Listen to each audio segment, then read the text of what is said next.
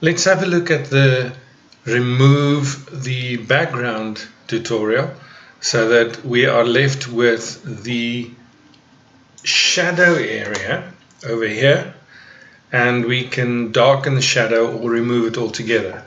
So to do this, I'm going to select the outlines of the box, then move the outside of the image, including the shadow, to a separate layer. We can then send all white pixels or all white values in that layer to the alpha channel, which will leave us only with the shadow. And we can then duplicate the layer or change the opacity to change the intensity of that shadow. So we start with this 3D GIMP box with a shadow, and it's all a single layer. So the box is part of the background. So we want to select the box. How I'm going to do that is I'm going to zoom in using Control and middle mouse wheel, and I'm going to place my guides on the corners of the box so that I can easily select the exact spot. So I can move that.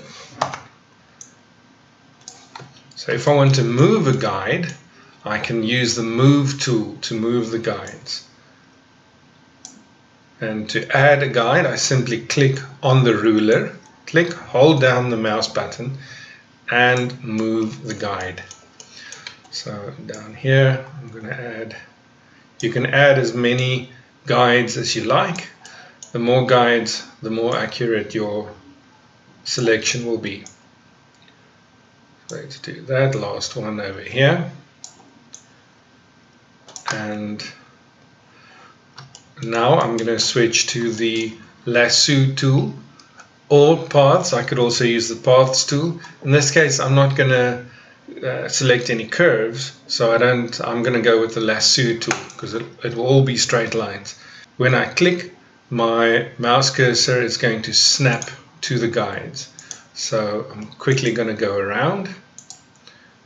There we go, and there, and click on that one to close it.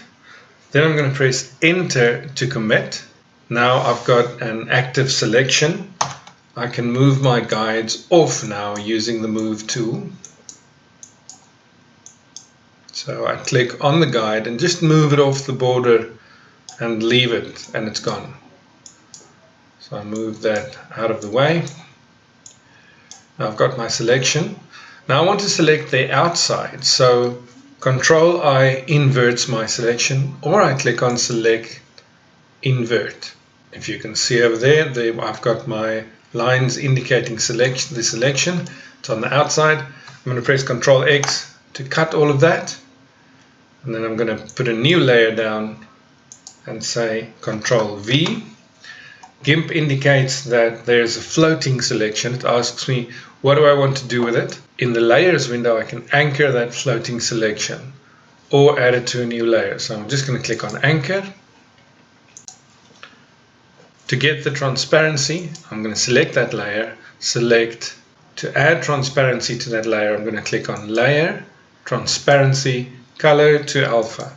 The default setting is white. So as you can see, it immediately sends any white values in that layer to the alpha channel.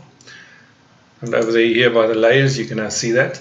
The shadow is very light. If I now duplicate this layer with the shadow on it,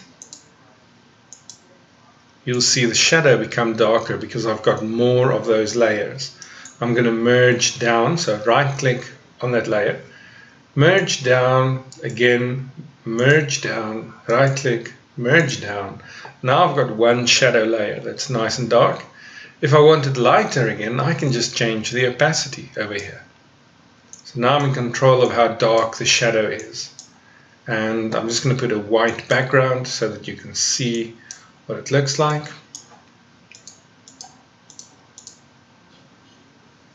There we go.